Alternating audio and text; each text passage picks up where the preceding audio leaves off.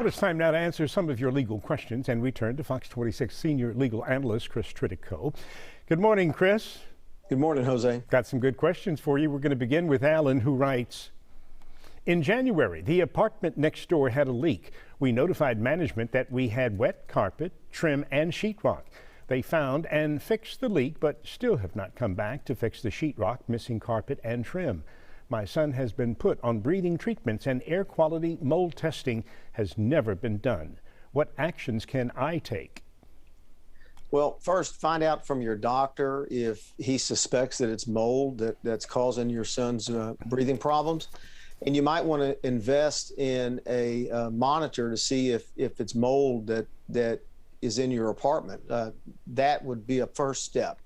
If that's the cause, then write what's called a 10-day letter and give them 10 days to remedy the problem in your apartment.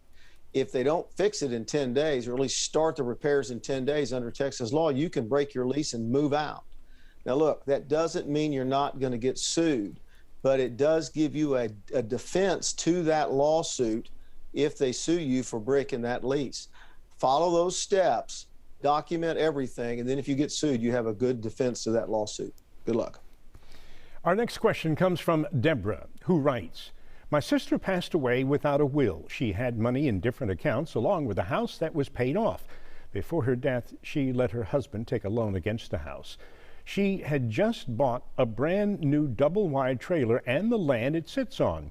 Our mother has passed 2 years before her death, and we distributed her estate.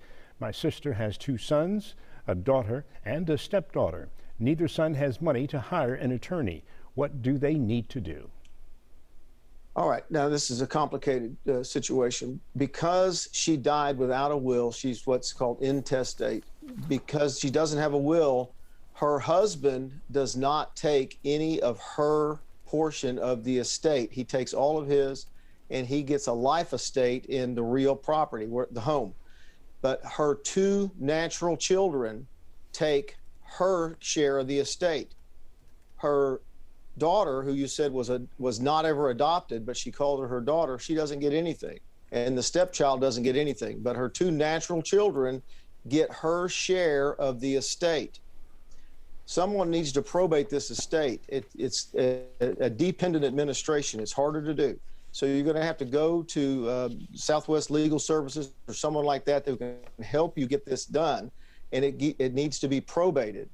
And the husband gets a life estate, the 2 other children get her portion of the estate, and the other 2 kids get nothing. But this needs to be done, it needs to be sorted out, and needs to be handled so the estate isn't dwindled away. Good luck. Chris, our next question comes from Shashay, who writes, I lived in my 4-plex for 6 years. I have a new neighbor who is very unfriendly. She is stacking up illegitimate complaints about me, even involving police and apartment management. The manager said I was on my 3rd lease violation, but I never knew about the 1st. I agreed to a meeting with the other resident, but it hasn't happened. I was told that an officer came to my home and I refused to answer, but this isn't true. Now people from the apartment are canvassing and asking uninvolved residents if they witnessed any animosity or altercations between myself and the other person. Is that legal? How can I protect my name and home? All right. So I would first check your lease and find out. I'm sure it says in there that they had to give you notice of lease violations. And if they haven't, because they haven't done that, then put in writing that the lease says here in this section that you have to give me notice of these violations. You haven't done that. And so I'm not in violation of the lease.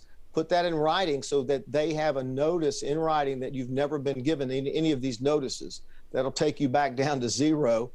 Then you might want to consult a lawyer of your choice to give this lady a written notice to stop slandering you.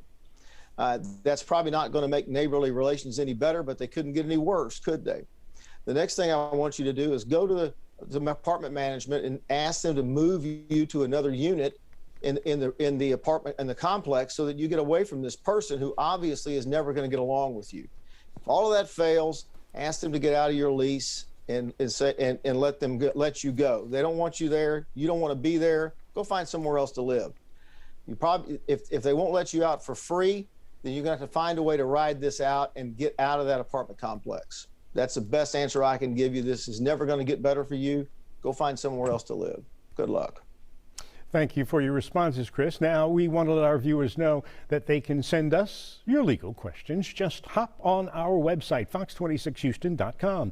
You can find Chris's segments under the Morning News tab. And as always, for any specific information and advice, you should contact an attorney of your choice.